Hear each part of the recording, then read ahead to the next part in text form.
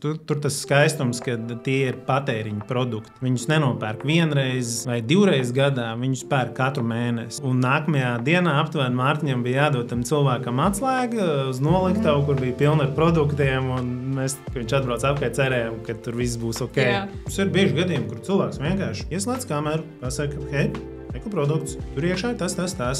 Kāpēc viņu lietot? Tāpēc, ja ir tādas vajadzības, principā godīgi vienkārši izstāsta, kāpēc, kam un kad lietot. Un viss vienkārši uztais reāli produktu video.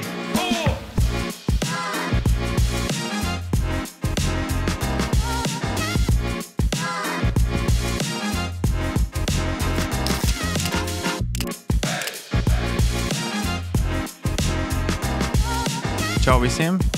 Šodien uz YouCan podcastu mums ir ļoti foršs viesis. Viens no Supliful 3 co-founderiem un mārketinga vadītājiem, Rihards Pīks. Čau, Rihard! Čau visiem! Jā, čau! Tu droši var neliekties pie mikrofona, tevi dzirdēs. Jā. Ok, varbūt tu vari introducēt, kas tu esi un ko tu dari? Jā, tātad man sauc Rihards. Es esmu kompānijas Supliful līdzdibinātājs un mārketinga vadītājs. Jā, principā visu savu profesionālu dzīvi esmu nodarbojies digitālu mārketingu jau kopš 2012. Gada jau internetu dzīvēs sāku meklēt atbildes par to, kā uztaisīt naudu līdz pat šai dienai. Jā, tas īsumā par mani. Tev ir kaut kāds ekonomikas backgrounds? Jā, ir grāds ekonomikā. Es biju Ķīnā 7 gadus, tur es studēju, sākumā valodu, pēc tam iemācījos valodu, mācījos pēc tam ekonomiku. Tā bija tā kā angļu valodas plūsma, bet pusi no studijām bija ķīniski. Tā, lai papildus, tā, lai padarītu to visu interesantāku vēl. Man ir tik crazy. Jā. Jā, es domāju, tad Ķīna baigi rulēja un visi tikai runāja par un ap Ķīnu un likās, ka tur kaut ko darīšu ar importu, eksportu, ko es arī mēģināju. Bet es ātri sapratu, ka man nepatīk viss tas tāds kaut kāds lēnais tur attiecību veidošanas, tas B2B, viss tas offline, kaut kāda trade show tā tālāk. Es meklēju kaut ko, kas ir vairāk, kur ir ātrāks kaut kāds rezultāts un kas ir atkarīgs vairāk no manām darbībām, nevis no kāda lēmuma pieņēmēja, kuram varbūt tur slikts garstāvoklis, līdz ar to tur kaut kāda dīla izjūg. Jā, tas tāds galvenais secinājums par tiem laikiem. Man tā interesē. Es zinu, ka nav par mārketinga tēmu, bet varbūt tur pastāstīt kaut ko interesantu par Ķīnu. Mēs tieši nākamā mēnesī braucam. Jā. Kas mums jāzina? Ko jūs tur darīsiet? Uz 3PL vienkārši iepazīties cilvēkiem. Okay, jā. Mums uzaicinājumi tad. Kas jums jāzina? Jums jāzina tas, ka ķīnieši nenozīmē principā tā kā neko. Kā amerikāņiem? Viņi sēknieši, jā, un tāpat tās nekas nenotiek. Ja tā kā tiešām jūs jutīsiet, vai ne, ka viņiem ir interesi, jūs jutīsiet. Kas vēl jums jāzina? Jums obligāti būs jāiet ar viņiem. Ja jūs tiešām gribat noslēgt dīls, jums vajadzēs iet uz kaut kur ar viņiem baidzību dzert vakariņās. Tas baigi forši, jā, jums jāapņem dāvanas līdz kaut kādas, jo visdrīzāk jums dāvanās dāvanas, jums ir kaut kāds konkrēts tikšanās. Tur ir viss tā biznesa etiķete, ķīniešu kultūra, tas viss baigi interesanti, forši, izbaudiet, un cerams arī sanāks jums tur kaut ko tur sazīmēt. Mums teica, ka ir aplis, tā kā galds, un tad tu sot kaut kādu konkrētā vieta, kur sēž, un tad tur mēģinājums izskaidrot, ka galvenais sēž tur, viņam blakus sēž nākamais galvenais, tur baigā sistēma tā ir. Tā ir, jā, tur tā startup kultūra, viss tas tur tā horizontālā pārvalde, tas tur pilnīgi sveši ir. Tur ir lielais boss, Lauban, viņi sauc, un tad tur ir visādi sekretāri un tā tālāk. Tas ir arī atkarīgs, ar ko jūs tiekaties. Bet tur ir daudz tādas kompānijas, tādas vecā kaluma, tāds, tas viss vaibiņš tur ir jūtams. Nevar sagaidīt. Okay. Bet tagad tev nodara pašam darbā tas, ka tev ir kaut kādi kontakti vai zināšanas? Ķīniešu valodā. Nē. Ekonomika vismaz. Arī, ne? Nav tā, ka tas viss laiks ir nomests zemē. Tas bija, tāds laiks pašizaugsmes, daudz ko iemācīties, tur svešumā un attīstīties. Tā kā bija interesanti, bet tā profesionāla ziņā neko baigas neizmantoja. Bet, vēl jau daudz laika priekšā, kas zina, varbūt nākotnē, es nezinu, Superfools ies Ķīnas tirgu un visas iespējas. Noderēs. Okay. Jā, šodien mēs pārsvarā parunāsim par Superfool, bet pirms mēs pie tā tiekam, es gribēju arī parunāt par vienu citu uzņēmumu, iepriekšējo uzņēmumu, kas jums bija arī kopā, man liekas, ar tiem pašiem cilvēkiem, vai ne? Grafomap. Jā, pastāstīja, kā radās ideja vispār par Grafomap, un jūs salīdzinoši ātri izaugāt. Es neteiktu, ka mēs ātri izaugām. Katram biznesam jau pirms tam ir arī vairāk gadi jāinvestē vispār tajā izglītībā, lai tur uzkāptu uz visiem tiem grābekļiem, lamatām un kaut ko iemācītos. Ja kāds redz, ka kaut kas aiziet, liekas, ka tas baigi viss tur pa sviestu aiziet, tad tur parasti tam visam ir vēl tāda tālāk vēsture. Ar Grafomap arī, kā jau minējis, kaut ko par naudas pelnīšanu internetā, tur sākās tādiem atslēgvārdiem kā passive income un kaut ko es tur mēģināju ar affiliate marketing. Un mēs ar Mārtiņu vēl pērles tirgojām. Es no Ķīnas sūtīju uz Latviju. Viņš staigāja čemodāniņu apkārt pa veikaliem un mēģināja realizēt. Mēs tirgojām viņus caur Kolonu, caur Grenardī, vēl caur kaut kurien. Mums bija sava weblapa, diezgan smuka weblapa, uztaisījām tiem laikiem. Serveris stāvēja reāli fiziska kaste. Serveris bija nevis tur klaudā viss mākonī, bet jā. Ja mēs izslēgtos mājās elektrību, vienkārši weblapa izslēdz. Tas ir pavisam old school. Jā. Bet advancēta arī īstenībā, jo citi vēl joprojām nesaprot, kā strādā internets. Jā. Visi šie eksperimenti, mēģinājumi bija pirms tam, un tad es jau biju pabeidzis universitāti Ķīnā. Es biju Hanžo, kas ir tā Ķīnas tehnoloģiju, varētu teikt, tehnoloģiju pilsēta. Tur arī Alibaba ir un citas kompānijas. Un es tur strādāju vienā tādā kompānijā, kas bija mērķēta uz ASV tirgu, un es biju atbildīgais par sociālajiem mēdījiem. Un tad man uzrakstīja Mārtiņš vienu dienu e-pastu un izstāstīja savu ideju, ka varētu tirgot internetā, jo visu laiku bija tas jautājums, ko tirgot. Zin kā, visādas idejas, bet visur ir nenormāla sacensība priekšā. Tur pateikt, kurš gads tas ir? Tas ir 15. gada, man liekas, kaut kāds aprīlis. Un viņš rakstīja e-pastā, ka varētu tirgot plakātus, bet ne jau vienkārši plakātus, bet kā kartes, kas ir personalizētas konkrēti, kur cilvēks var ievadīt konkrētu vietu, iezūmot tur, nomainīt dizaina filtrus, un man likās baigi forši, uzreiz sapratu, tas baigi forši tādā ziņā, ka tas ir personalizējums, un to var uzlikt uz print on demand. Tev nav pašam jāņemās ar visiem tiem produktiem, printēšanu. Likās tas viss baigi streamlainojams tā ir. Realitātē, protams, tas nebija tik vienkārši. Mums likās, mēs outsourcosim programmēšanu uz Indiju, tur pēc pāris nedēļām saņemsim to risinājumu, ieliksim weblapā un sāksim. Realitātē tas prasīja kaut kādu vairāk kā pusgadu. Mēs beigās atradām programmētājs Latvijā, kas to uzbūvēja. Un arī tā, ka tas viss bija gatavs ar mārketingu, arī nebija tik vienkārši. Tur bija sazīmēts visādas tabuliņas, ka mums tur būs viral marketings un ka cilvēki pēc checkouta šēros to, ko viņi uzdizainējuši, tas savukārt ienesīs vairāk lietotājs un tā tālāk, bet realitāte bija bišķi cita. Un mums bija priekšā 2-3 gadi riktīgs tāds struggles, lai iemācītos to visu, saprastu vispār, kas ir mūsu produkts. Mums likās, ka tas ir dekors. Jā. Mēs sapratām, pēc kāda laika tas nav dekors, tā ir dāvana. Ja mēs viņu pozicionējam kā dāvanu, viņu pārdodas daudz labāk. Tad mēs sapratām, kas ir mūsu tajā gada kalendārā tie atslēgas datumi, kuros mums vajag riktīgi spiest mārketingu. Jo beigās bija tā, ka mēs varējām fokusēties tikai uz Black Friday, uz Ziemassvētkiem, uz Valentīna dienu, vēl uz Mamiņu dienu. Viss. Un tie bija 4 datumi, reāli, kuros mēs tirgojam, pārējos tur varbūt pa nulēm. Pagāja laiks, kamēr mēs to visu sapratām. Tā, ka mēs sapratām, tad arī mums izdevās uzskēlot to biznesu. Šis baigi labs lessons ir, jo mums ir aģentūrā klienti, dažreiz gadās tādi stāsti, ka viņi, nezinu, kāpēc iztēlojas arī, ka tu radīs to savu branda identitāti, to savu mērķi klientu, tas, kā tu ar viņu komunicē. Un tad, kad tu to būsi izdarījis, tad tev tā kā sanāks, un tu tā konsekventi pieturies, un tad tev viss sanāks.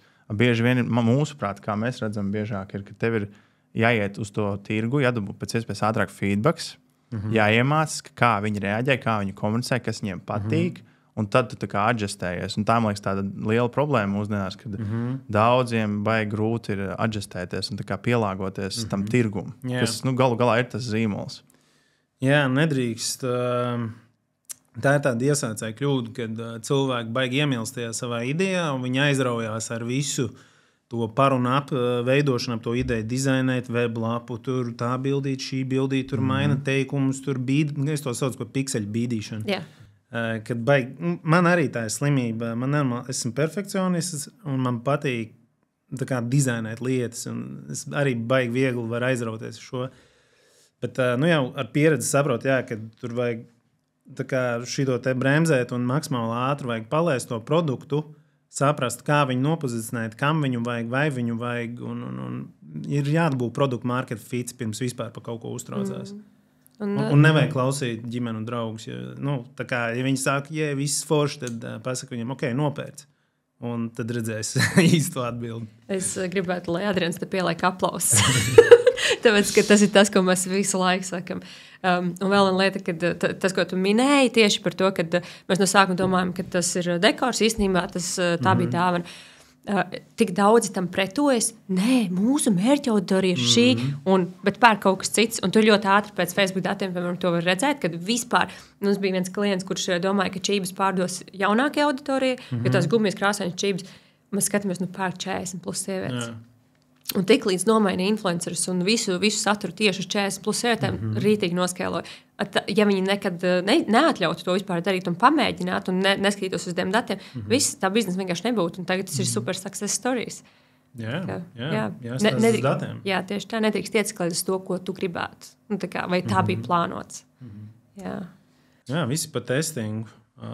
Jo ātrāk jo tā viss ir cīņa pret laiku, principā. Tu nevari bezgalīgi ilgi kaut ko bakstīties, un uz izdzīvošanas robežas ir kaut kāds laika ierobežojums, un tev tajā laikā ir maksimāli ātri jāiztestē visādas idejas un jāstāsta, kas reāli strādā.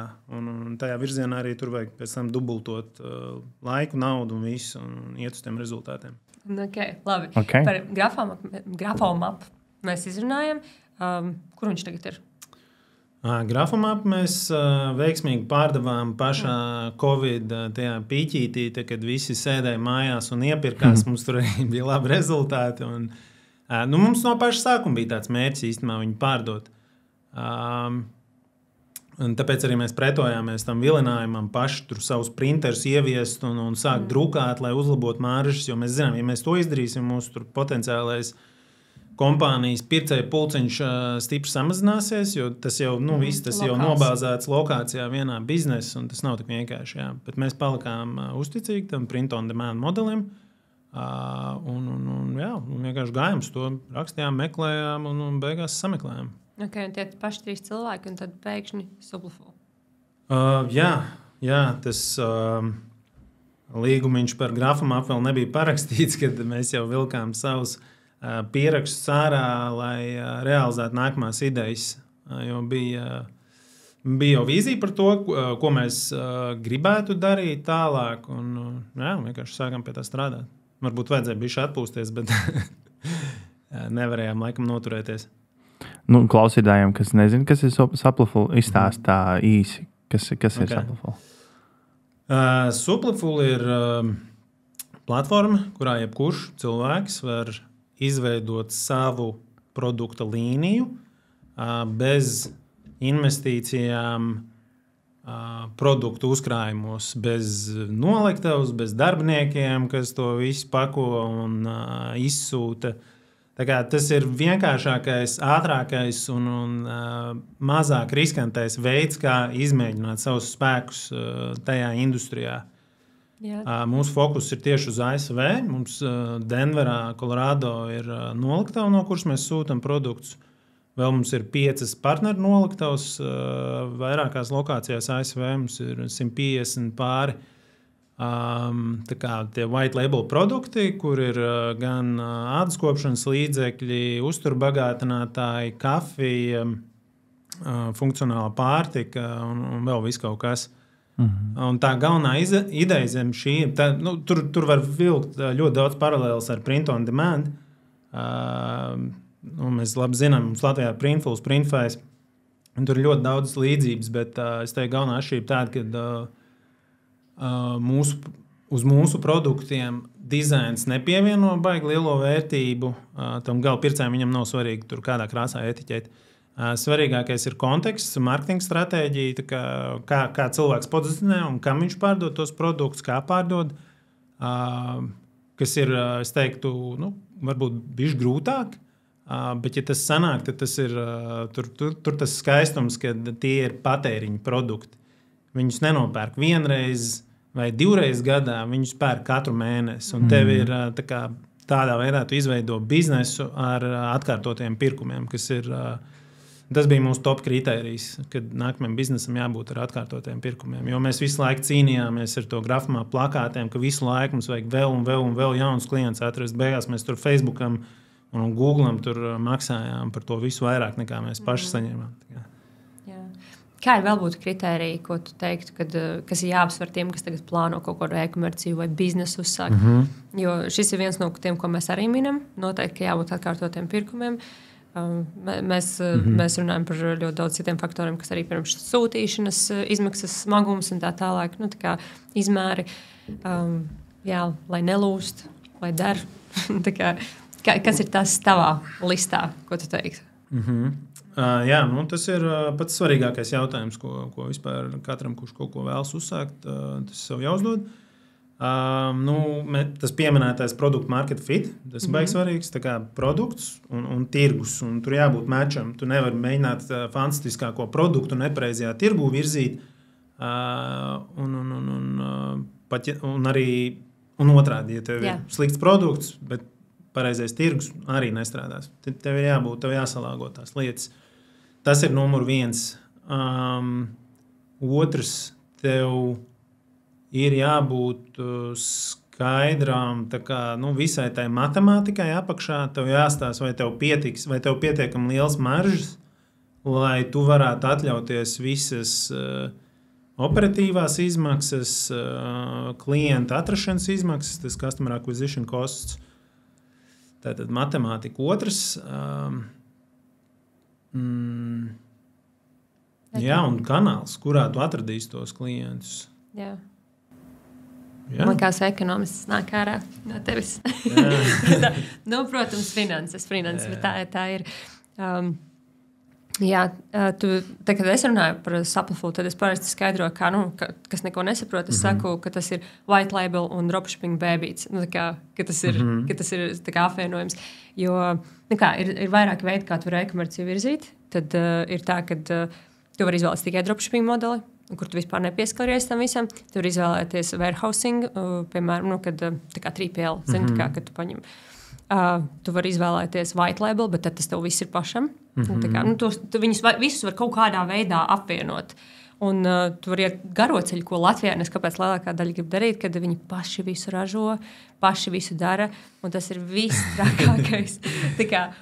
Izdodas fantastiski, bet... Bet parasti jau neizdodas, un tad viņi ir ar burvīgu skaistu lapu, burvīgu produktu, lijā projektiem, un vispār es gribētu 100,000 šomēnes.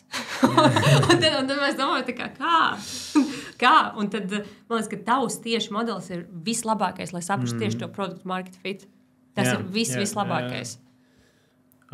Jā. Tas ir labs veids, kā ātri iztestēt jaunus tirgus, jaunus produktus, izdarīt to bez sāpēm. Jā, tur ir jāiegūda laiks. Jebkurā gadījumā tie nav tur pāris klikšķi, lai to visu palaistu, bet salīdzinu to pret alternatīvo scenāriju, kur tiek pie vecākiem garāžā turēts kastes ar produktu, kuras beigās pašam arī viss tas ir jāpēd vai jāizlieto. Tas ir labs veids, bet tas nav tikai biznesa uzsākšanas veids. Mums ir arī daudzi biznesi kā klienti, kas jau ir 7 un 8 ciparu biznesi, kas turpina izmantot mūsu pakalpojumus, jo viņi saprot, ka viņiem ir tas scales, un viņi varētu paši jau vai caur 3PLs, vai paši jau kaut kādu nolikta viņi jau darboties, bet tas prasa nenormālu operacionālu spriedzi. It sevišķi, ja tu esi tāds kreatīvs, vairāk cilvēks, kuram patīk tur dizains, kuram patīk mārketings, kurš grib darboties tām radošajām lietām, tur ar operācijām tas ir baigais ņemtiņš. Un, tur varbūt beigās tās maržas tur sanāks kaut kas labāks, bet ja tu ieskaiti visu laiku, enerģiju, visu to dzīves stilu, ko tu pazaudē, tad beigās nav jēga. Un tie, kas to saprot, un viņi paliek, ir tādi, kas aiziet, apdedzinās, nāk atpakaļ. Tas pats ar mārketingu. Tikai tu jau vari darīt pats. Bet pēc izvēles reiz aģentūras tieši kaut kādu lietu noņemt no sevis. Visu kaut ko var paši izdarīt, bet laiks jau runa iet pa laiku un ko tu fokusējies, ko tu labāk dari, ko tu labāk gribi darīt un tā tālāk. Tu ieminējies par tiem labākajiem, kaut kādiem lielākiem klientiem, kas jūsējiem. Kā ir? Jo, man liekas, man uzreiz prātā nāk, ka tie profili iespējams ir daudzi. Pieņemsim, varbūt influenceris, kuram jau ir sava auditorija, viņš, pieņemsim, fitnesā darbojas, vai, es nezinu, jauna māmiņa, kas, arī viņai ir tur sava auditorija, savs tirgus. Jums ir jau kaut kādi definējušies tādi labākie klienti, pieņemsim? Drīzāk ir tā, ka mums bija sākumā tāds saraksts ar potenciālajiem klientiem un tiem value propositioniem priekš viņiem, ko mēs varam piedāvāt, kā mēs viņiem varam piedāvāt kaut kādu vērtību. Viens no mūsu pieņēmumiem bija, kad Suplaful izmantos ļoti daudzi influenceri vai tie kreatori, kuriem ir sava audience, it sevišķi tie, kas ir vairāk uz veselīgu dzīvesveidu vai fitness standārtu. Viņiem tur ir perfekts match, tur no-brainers. Bet izrādījās, ka tā gluži nav, lai gan tur ir tas match un viņu rīcībā ir fantastisks resurss, cilvēku uzmanība, lojāli sekotāji, bet ir tā, ka tie kreatīvie cilvēki, tiem, kuriem izdodas izveidot tās audiences, to visu, viņi nevienmēr ir uzņēmīgi. Nevienmēr viņi ir gatavi iet cauri visām tehniskajām detaļām un sēdēt pie datora un darīt tās lietas, piespiesties. Viņi tādi kreatīvi un pa gaisu. Un tāpēc arī viņiem sanāk tā influencēšana, bet viņiem nesanāk tā biznesa puse. Un tas, ko mēs redzam, tur, kur ir vislabākie rezultāti, kur ir kaut kāda kombinācija.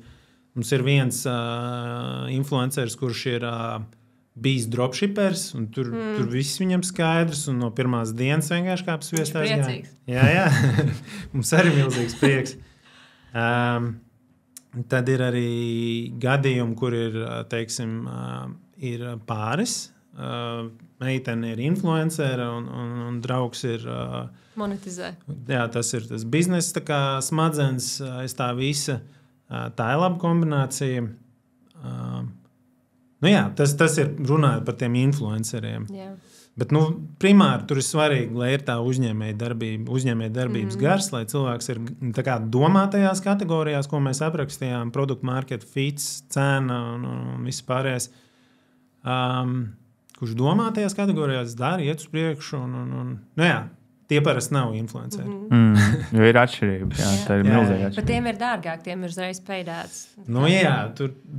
Tur var visādi. Tur ir tas UGC saturs, ko var dabūt, var, protams, sadarbības slēgt ar influenceriem, var caur SEO. Ir visāds kreatīvs, mēs esam redzējuši piegājiens. Tur ir izaicinājums dabūt to trafiku iekšā un pircējs, bet viss ir izdarāms. Tātad īsumā meitenes OnlyFans nav vienīgais veids, kā pelnīt naudu. Suplaful.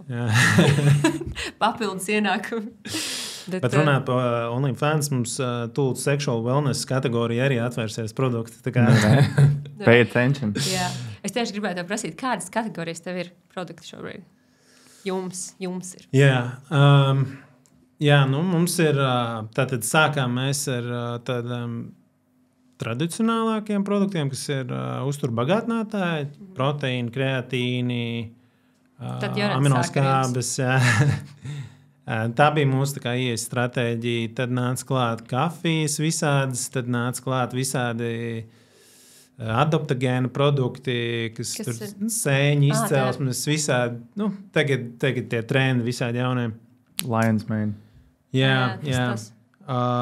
Tad mums ir nākuši klāt atskopšanas produkti, un tad jau aiziet vairāk tādi arī household goods, kā ziepes, un mums ir arī priekš dzīvniekiem produkti. Tā ir vesela. Jā. Mēs principā tas galvenā ideja tāda, ja tas ir patēriņa produkts, un ja mēs viņu varam kaut kā personalizēt, tad mēs viņu liekam iekšā. Cool. Un runājot par uzturu bagātinātājiem, mēs jau no pirmās dienas arī esam diezgan stingri bijuši par kaut kādiem ētiskiem principiem un mārketinga ētiku. Ir bijuši gadiem, ka mums jāgriež nost klienti, jo viņi izmanto nesmukas mārketinga metodas, kā arī visiem produktiem, visās produktu lapās ir klāta references uz zinātniskiem pētījumiem, kas ir pamatā tiem apgalvojumiem, ka tas palīdz tam vai šitam. Tā ir tāda bišķi slidena industrija, tā kā ir ļoti svarīgi. Tur ir nobildi kaut kādas barjeras. Viņi ir legāli atbildīgi, bet mēs jūtamies morāli atbildīgi. Mēs gribam būvēt tādu kompāniju, kas ir ilgtspējīga, kas ir ētiska. Tā ir mūsu kompānijas kultūra. Okay. Un tu minēji par tām kategorijām. Es pieņemu, ka tā kā jūs ilgāk strādājat ar tiem suplementiem, ar uzturbagātinātājiem tieši, tā kā procentuāli viņi arī visvairāk ienes jums tieši tur apgrozījumu? Par cik tā ir kategorija, ar ko mēs sākām, un tur ir bijis vislielākais tas ieskrējiens tiem mūsu klientiem, tad jā, patreiz tā ir. Skatoties tagad esošiem produktiem, ja tev būtu jāsāk tā kā, kā influenceri sāk, kā uzņēmēji, ar kuru produktu sākt? Es domāju, es nesāktu ar konkrētiem produktiem, es sāktu ar kaut ko, kas man pašam interesē. Man pašam ļoti interesē tēma par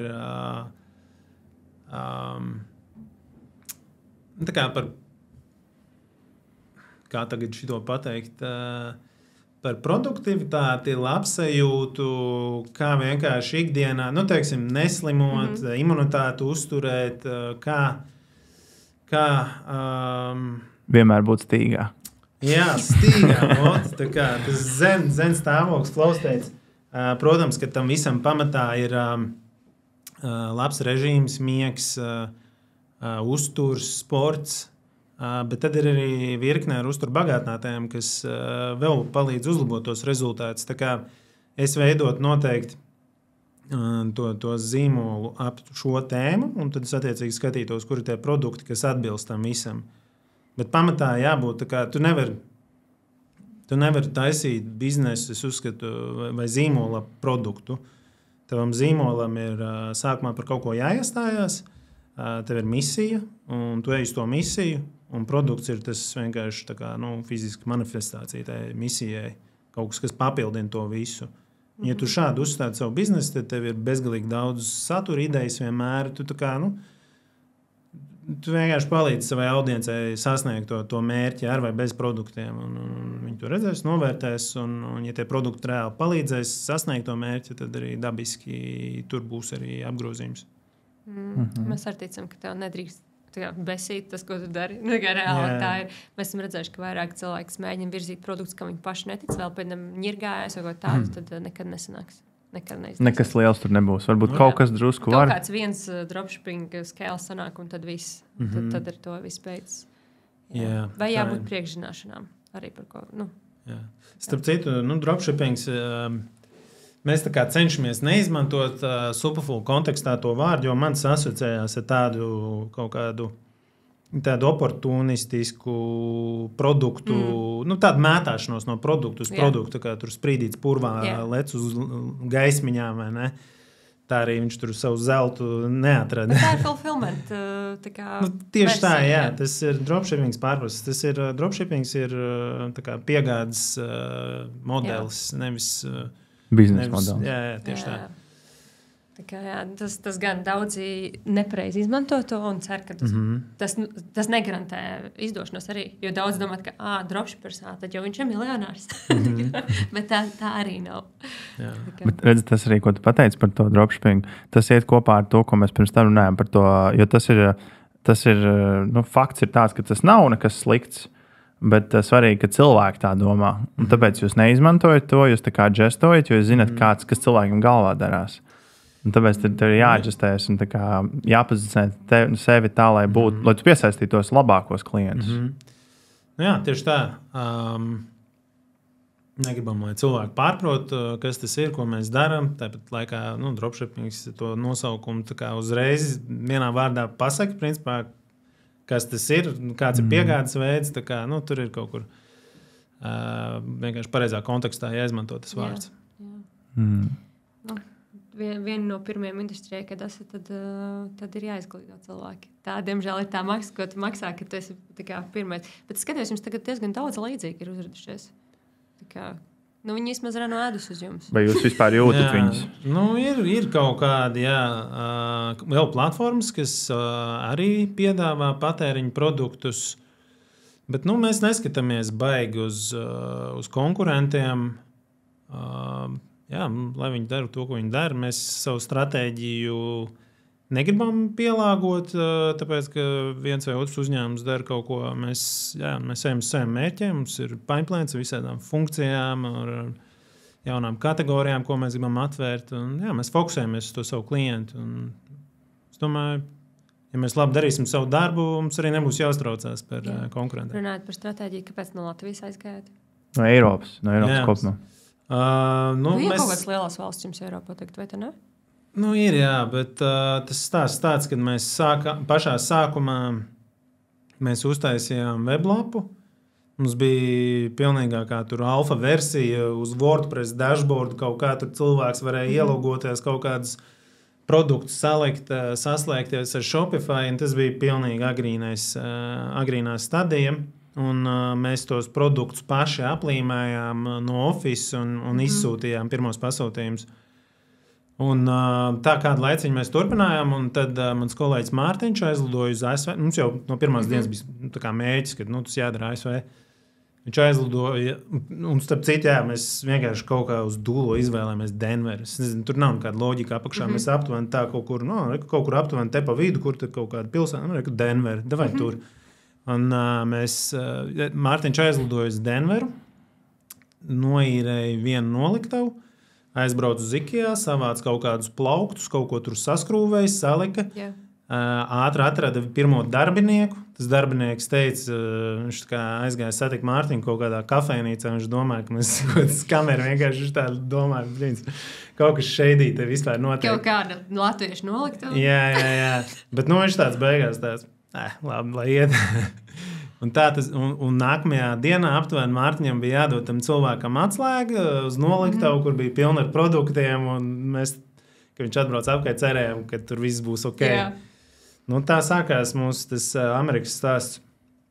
Paralēli mēs te turpinājām Eiropā apkalpot pasūtījumus, bet, kad Amerika izauga, mēs sapratām, ka mums tā komanda arī maza, un mums ir jāizlemj, ko mēs fokusējamies. Mums tur vienkārši visādas problēmas Eiropā, tur sprūsts viss, tur pastos iekšā, visādi nodokļi, prasības, tur tās vielas, tur aizliegts Lions Mane, tur Dānijā, piemēram, neatļauj, visādas viesti.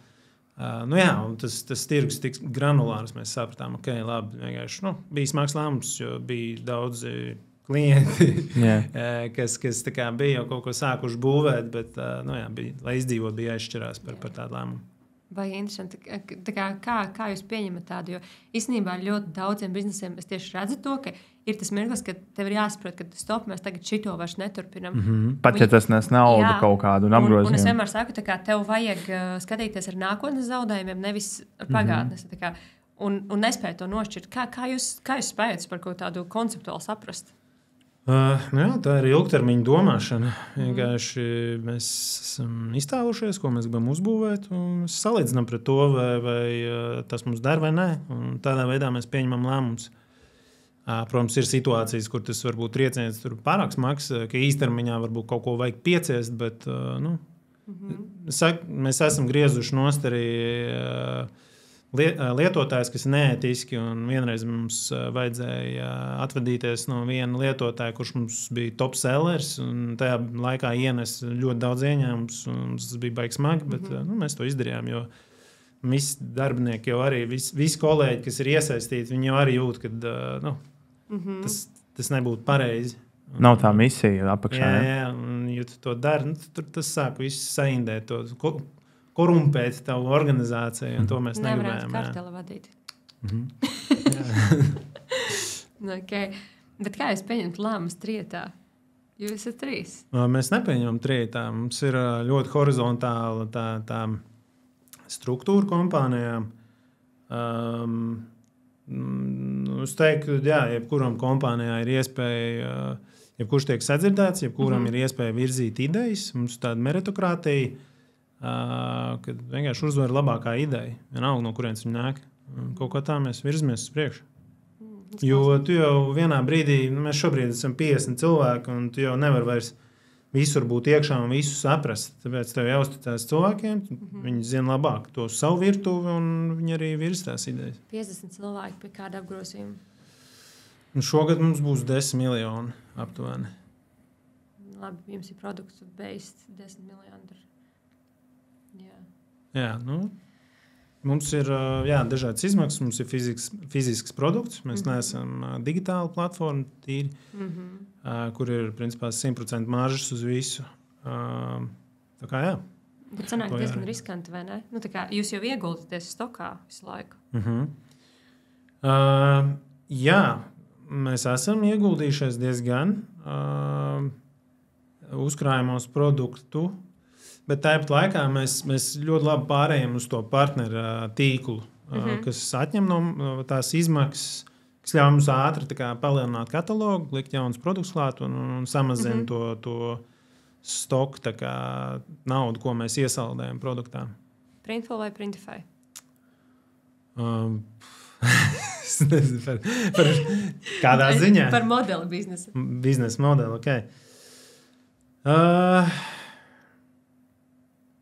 Jā, Printify modelis, viņi var izvērst daudz ātrāk, bet Printfulā, man liekas, viņi var taisīt daudz kvalitīvākas un interesantākas lietas iekšēji. Man nav nekādi dati par to, kas tur labāk strādā vai nestrādā, bet es personīgi, man patīk tā kā būt pārliecinātam par to produktu, patīk arī veidot kaut ko jaunu, arī fiziskajā pasaulē, ne tikai digitāli. Tā kā es izvēlos Printful. Tas skaidrs, ko jūs ejat. Tā kā vispārīgi. Jā, bet nav jau jāizvēlas viens vai otrs. Jā. Kā tu redzi, varbūt arī kaut kur pa vidu. Ok, tu sāki mazliet minēt stāstīt par jūsu uzņēmumu kultūru. 50 darbinieki. Man pašam ļoti interesē, kā notiek tā kultūras būvēšana, vai ir tur kaut kādi paņēmieni, vai tas ir ļoti organiski notiek. Ko jūs darat, lai uzturētu labu kultūru? Jā, gan. Pirmkārt, organiski, jo tā kultūra jau viņi veidojas tāpat kā zivs pūs no galvas, tāpat arī, varētu apgriezt to, teikt, ka, tā zivs veidojas no galvas, vai, ar ko es gribu ar to teikt, ka tā vadības komandai no turienes arī nāk tā kultūra, ja tu nedzīvos līdz tiem pašiem principiem, kurus tu vēlies iedibināt, tad tur nekas nesanāks. Ja tu ej 3 prom no darba un saki, ka cilvēki jutīsies baigi entuziastiski par projektiem un sēdēs ilgāk, lai realizētu to visu. Visdrīzāk tas tā nenotiksies. Tā kā jā, pirmkārt, tā ir paša attieksme. Otrkārt ir arī kaut kādas rutīnas, kaut kādas rutīnas, ar ko veidot to kultūru. Mums ir ļoti daudz visādas tikšanās, one-on-ones, kur mēs visu laiku čekojam, kā cilvēki jūtās, ko viņi vēlētos uzlabot, kā viņi skatās uz to, ko mēs darām. Cik bieži tas notiek ar tie one-on-one? atkarīgs arī no pozīcijas, vai tu esi team leads, vai tu esi kaut kāda augstāka vadība. Principā vienreiz nedēļā varētu būt. Jā. Tad mums ir daudz visādi forši komandas pasākumu, saliedēšanās. Mums ir arī ļoti atklāta vide, kur jebkurš var iet apstīties visādas finanses datus vai KPIs, ne no viena nekas netiek slēpts. Arī tad, kad mums iet slikti, par visu tiek runāts un kaut kā tāds veidojas, vienkārši dzīvo līdz saviem principiem. Jums ir kaut kāds definēts, piemēram, uzņēmuma vērtības, tā kā uz papīra uzrakstīts? Mums ir, jā, bet, ja godīgi, jā, mēs mēģinājām tur kaut kādu taisīt to, coaching veidu, kur visu tur kaut ko tur sarakstu un tur tā un šitā, bet, godīgi sakot, man liekas, neviens baigi tur, ja es teiktu prasīt kolēģiem, viņi nevarētu nosaukt. Tas, ka tu tur sarakst kaut ko uz papīra, tas, jā, varbūt svarīgi sākumā pierakstīt, lai saprotu, ko tu ej, bet gal galā visu nosaka reāli ikdiena praksa, tā kā dienā, ko tu dari. Jo, tas, ka tu uzraksti uz papīra, tas nenozīmē, ka tu esi tāds. Tev jābūt tādam. Manuprāt, ļoti daudz par jums pasaka tas, ka tu vispirms minēji, kā cilvēks jūtās, ka tur komandas salīšanas, pēc tam par KPI runāji. Tad, laikam, kad tas nozīmē, ka cilvēks pirms vispār. Tā ir, jā. Cilvēki jau veido tos KPIs, nevis otrādi. Tā, ok. Tagad pats interesantākais. Kā jūs šobrīd, ko jūs darat mārketingā, lai dabūtu klientus Suplafulam? Pirmkārt, jā, mums diezgan organiski nāk lietotāji, kas ir forši. Ja tu meklēsi Google kaut ko par un ap šo biznesu, visdrīzāk tu ieraudzīsi mūsu lapu kaut kur augšējos rezultātos. Otrs, caur Shopify nāk diezgan daudz. Mēs esam Shopify starp top 10 dropshipping appiem. Dropshipping appiem? Nē, tas saucās, man liekas, sourcing products vai kaut kā tam līdzīgi. Jā, nav svarīgi. Tie ir divi galvenie kanāli. Jā, un tad, protams, tur tie cilvēki nāk, cik nāk. Tāpēc mēs sākām ieslēgt maksas kanālus. Es teiktu, ka Googlā mēs jau esam tuvu tiem griestiem, un mēs tagad atduramies pret tādu problēmu. Ir tā kā demand generation un demand capture. Mēs nevaram piespiest cilvēkus meklēt Googlā kaut ko saistībā ar mūsu tēmu, teiksim, kā uzsākt savu produktu līniju bez maksas, nezinu, bez izmaksām. Mēs nevaram viņus piespiest to meklēt. Visus, kur to meklē, mēs jau tā kā paņemam ar savu reklāmu. Kas mums jādara tālāk, mums ir jāraisa tā interese un mums jāliek vairāk cilvēkiem uzzināt par to, ka vispār ir tāda biznesa iespēja.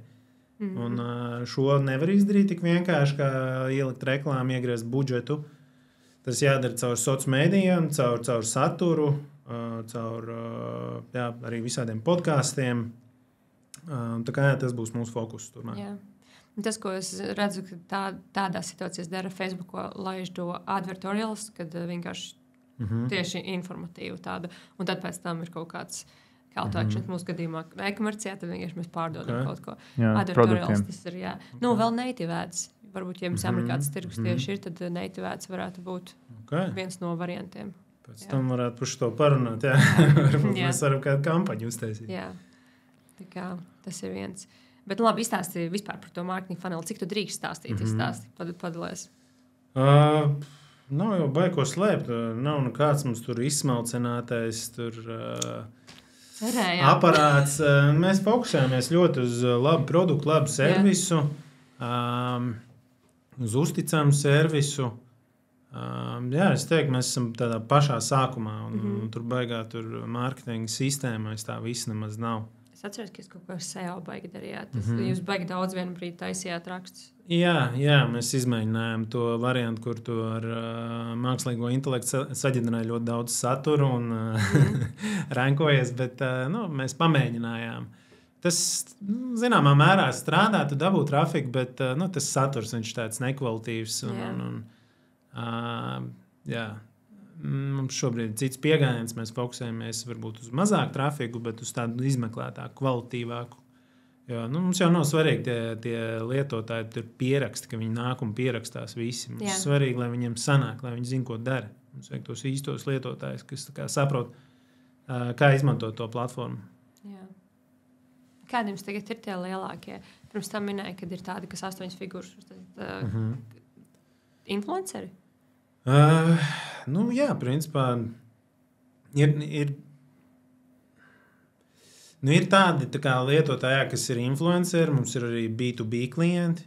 Ir tādi, kas mums izmanto kā ieejas vārdus Amerikas tirgu. No Eiropas uzņēmumi jau diezgan tādi jau atpazīstami un tādi kārtīgi uzņēmumi. Priekš viņiem tas ir baigi forši. Viņi izmanto arī jūsu produktus, vai viņi ar saviem produktiem, un tā kā jūs sadarbojaties? Gan. Mēs piedāvājam tādu servisu arī, kur vai mēs viņiem izstrādājam pēc viņu references formulas jaunus produktus, vai arī viņi atsūta savus, un plus vēl piemet klāt kaut kādus mūsu. Mēs esam diezgan fleksibli, ja runa iet par tādiem lieliem klientiem. Tā kā tas B2B segments, tad pārsvarā ir tādi e-komercijas eksperti, kas jau ir apbružājušies, kas zina, ko viņi dara. Viņi tā ļoti skruplozi izvērtē to iespēju, paplāno, un ja viņi izlemj, to viņi dara, un pārsvarā arī tur sanāk kaut kas. Es skatījos, lai mēs to darītu, man liekas, ka bišķi par augstu tā pašizmaksa ir. Jūs nākat pretī apjomā, piemēram? Mums ir tāda apjoma atlaides, jā. Jo tas ir pirmais, ko es domāju, tajā mirklī, kad tu noskēlo, tev tomēr samazinās tas ROAS, tāda vienmēr tā ir. Un tad ir jautājums, vai tur vispār kaut ko var darīt. Jo, ja viss biznesa modelis uz jums balstīs, tad tas tā arī ir riskanti. Ja tas ir tikai tāds maksas paid acquisition modelis, tad tur jābūt baigi spēcīgām funneliem, tur iespējams ir jābūt agresīvam mārketingam un tas ir vienīgais veids, kā es redzu, kā to var tikai tīra maksas kanāliem izspiest. Tā kā es domāju, vislabāk strādā, ja tu atrod kaut kādu foršu nišu, labi nopozicionējies un tīri saturiski vienkārši aizstāv to savu misiju un plus rekurē produkts, kas palīdz viņu sasniegt. Lai tie, kas tagad skatās, nepārprot, ka mēs runājam tikai par ASV tirgu, arī no Latvijas jūs varat tirgot uz ASV, vai ne? Mierīgi. Izskaidrot to tiem, kas nesaprot īstenībā šo. Jā, jebkurš no jebkuras pasaules vietas var pierakstīties platformā un uztaisīt to savu produktu līniju, saslēgt ar Shopify vai TikTok shop un sākt tirgot. Bet tam mērķi primārajam tirgum ir jābūt ASV, jo tur tas servis vislabāk strādā. Mums ir arī, mēs sūtam preces arī uz Eiropu un ja nemaldos, arī uz Austrāliju un vēl šur tur, bet tur uzreiz tas viss paliek tā slideni, tur var iestrēgt tās preces uz muitām, un tad tur rakstīs dusmīgi klienti, ka viņiem tur vajadzēja atmuitot, un tad muita pateiks, kas uzturbagātinātāji tur iekšā ir kaut kāds, tur nezinu, viela, kas mums nepatīk. Tā kā, es neiesaku to. Jāfokusēs uz ASV, bet izmantot Superful. Tātad no mājām Latvijā var darīt jebkurš, galvenais, lai pārdod ASV. Jā, tas ir tas, kā mēs to arī ar Grafmap darījām. No pirmās dienas mēs arī fokusējāmies uz ASV tirgu. Arī Eiropā mēs laidām reklāmas, skatījāmies, kā mēs makaronus pret sienu skaties, kas līp. Mēs redzējām, ka pārsvarā vispār tas strādā vislabāk ASV. Tur cilvēki iepērks vairāk internetā, viņi tērē naudu, viņiem vairāk naudu, ko tērēt. Tā vienkārši ir. Tas, kā es redzu vēl, tas ir ļoti labs produkts, ko papildināt savā interneta veikalā. Ja jūs jau kaut ko tirgojat un tā kā nav ko, tad tas arī viens no veidiem, kā var papildus esošai. Ir daudz arī esošie veikali, kuriem jau ir ejošs bizness, viņiem ir brands, viņiem ir savu klientu bāzi, viņiem viss kārtībā, bet viņi izmanto Superful kā iespēju uzdzīt uz augšu to video grozu vērtību. Viņi čekautā saka, hei, tu pēc hantels, tev vēl šis proteīns lieliski ies kopā, un viņi tas tā saucamais upsells. Soņu gultāji, soņu produkti. Jā, tieši tā. Mums tieši tāds cases bijis. Es tieši domāju, ka mums viens klients, kas tirgos viņu gultas, un es domāju, pats viņiem vajadzētu šo apselot. Aiziet. Es jums varu affiliate kodu iedēt. Mums ir. Ok, tad nav problēma. Kaut kur lejā ar links gaņā. Brāli, ieliksim. Mums ir. Okay, man jautājums, ko tu ieteiktu tādam influencerim? Viņš varbūt nav super liels, bet viņš apsver jau domu, kā viņš var monetizēt to savu karjeru. Kāds skillsets ir nepieciešams, ar ko vispār sāk, kas ir jāizdara, lai uztaisītu savu zīmolu? No A līdz Z. Nu, labi, es pieļauju par tādiem tehniskiem vairāk iet runa, ja? Tādiem Gan. prasmēm. Iztēlojos tagad, man ir 100,000 sekotāji, es visu laiku lieku kaut kādus rīlus. Ja? Reklamēju kādus citus varbūt arī, jā, bet nav savs nekas. Jā, un ko tagad? Nu, tam nav īstenībā jābūt baigi sarežģīti.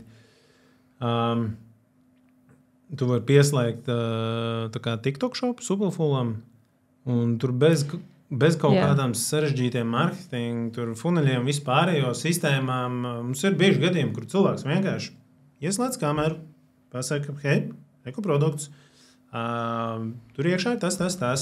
Kāpēc viņi lietot? Tāpēc, ja ir tādas vajadzības, principā godīgi vienkārši izstāsta, kāpēc, kam un kad lietot. Un viss vienkārši uztais reāli produktu review. TikTok shopu no Latvijas nevarēs uztaisīt. Nav obligāti jātais TikTok shops, tu var uztaisīt TikTok video un vienkārši pateikt, kur ir veikals. Daudz arī tā dara. Viņi tā kā neliek produktu video centrā. Viņi tā kā neliek uzsvaru uz to produktu. Produkts kaut kur pavīd, bet vairāk iet runa tā kā to huku un anglu tā kā tam video dabūt precīzi, lai viņš aiziet viral.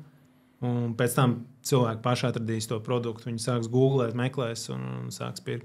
Es redzēju, jums ir akadēmija. Jā, ir.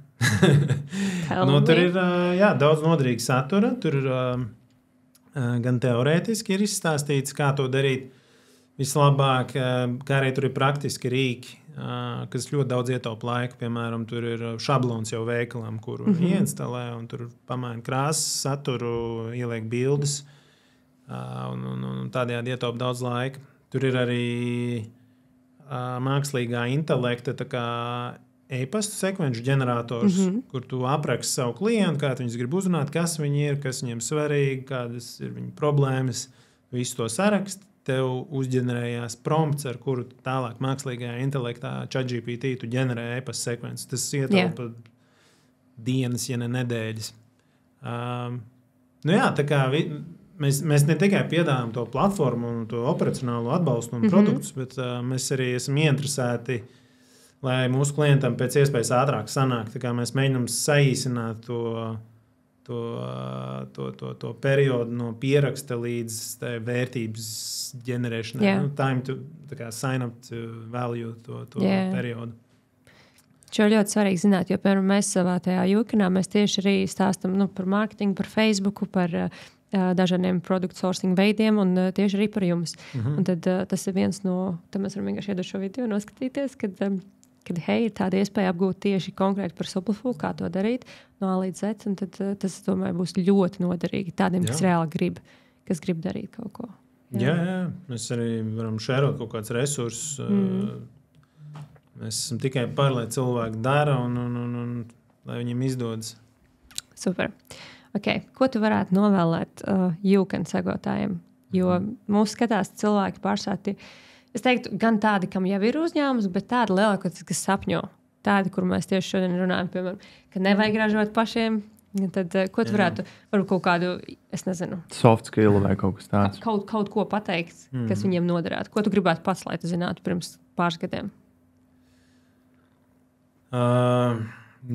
Pats svarīgākais ir tas produktu market fits. Nav tur vajadzīgi grandiozus, tur weblapas, dizaini tā tālāk. Pietiek ar vienu lapiņu vai vienu video, kur ir kaut kāds piedāvājums, offers, un jums jāsaprot, vai tas ir īstais produkts, un vai tas ir īstais tirgus, vai tur ir match. Jums maksimāli ātri ir jāatrod tas produktu market fits, un ja jums tas ir, pārējais tur aizies, sapratīs. Bet ja jūs darat otrādi, jūs riskējat investēt nenormāli daudz laika un efektīvi iet pretējā virzienā. Nav jēga tur ieteikt baigos hackus, ja viņus izmanto, lai ietu pilnīgi kaut kur nepareizi. Ir jāuzstāda pareizs virziens, jāiztestē. Mēs pat laižam, mums ir tādi produkti vai servisi, ko mēs uztaisam checkout lapu. Cilvēki var iet, nopirkt, viņus pievieno grozam.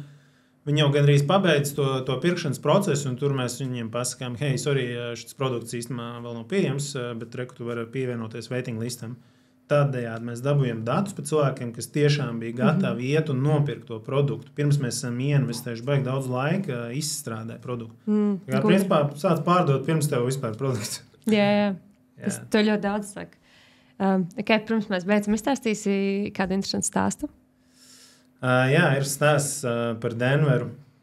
Es jau minēju, ka mēs vienkārši, mūsu loģika bija ņemsim kaut kādu pilsētu kaut kur ASV pa vidu, lai mēs varam sūtīt produktus uz visām pusēm.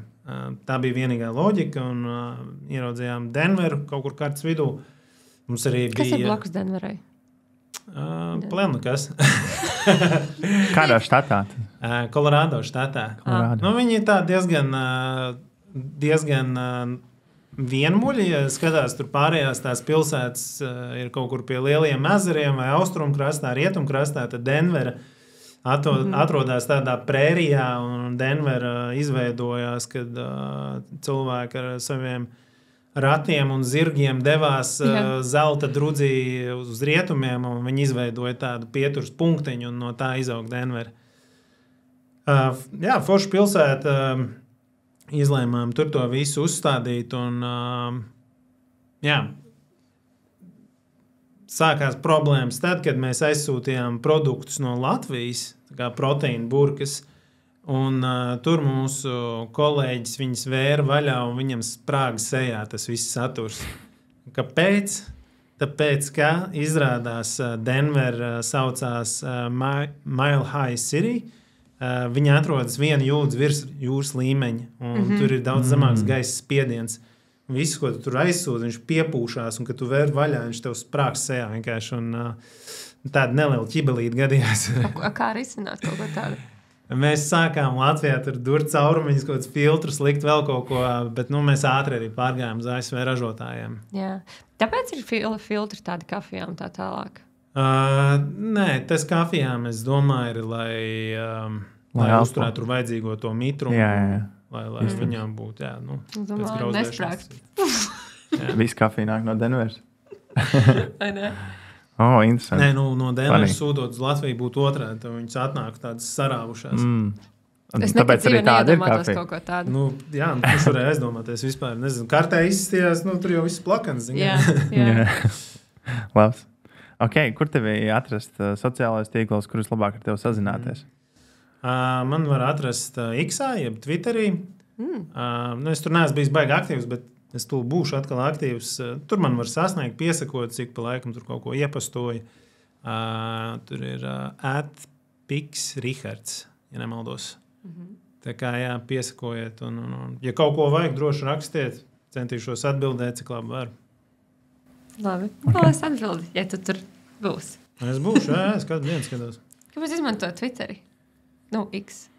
Tāpēc, ka X-ā var uzzināt visu, kas notiek pasaulē, vismaz 12 stundas ātrāk. Kā arī X ir īstenībā baigais resurss. Tur par e-komerciju tur var uzzināt tādas lietas, kurus tu Googlā nekad neatradīsi. Tur var atrast daudzus interesantus cilvēkus, kam sekot. Viņi šēro ļoti daudz vērtīgu informāciju, kas var palīdzēt arī nodefinēt to pašu produktu market fitu, kurš var saprast, kuros kanālos, ko taisīt. Tur tā ir resursu jūra, tā kā iesaku noteikti piesakot tur svarīgiem kontiem. Jā, mums arī daudz atpazīstami tieši izmanto to kanālu kā līdz ģenerācijai. Tieši dalās ar kontentu, un attiecīgi viņi dabū. Un es domāju, kas viņi lasa, tāpēc, kad man nav fiziska laika. Tā kā vispār. Un tad es domāju, kam ir laiks. Jā, es nesakoju cilvēkiem, kas tur runā par kaut kādām ikdienas problēmām, kas tur liek, nezinu, kaut kādiem. Kaķu video. Jā, vai tur, nezinu, Rīgas satiksme atkal kaut ko slikti izdarīs. Saņem Wolf paciņu. Jā, es sekoju kanāliem, kas fokusē uz e-komerciju ASV, un iegūst tur daudz resursus foršus. Labi, tad viss piesakojam. Labi, paldies. Jā, paldies. Paldies.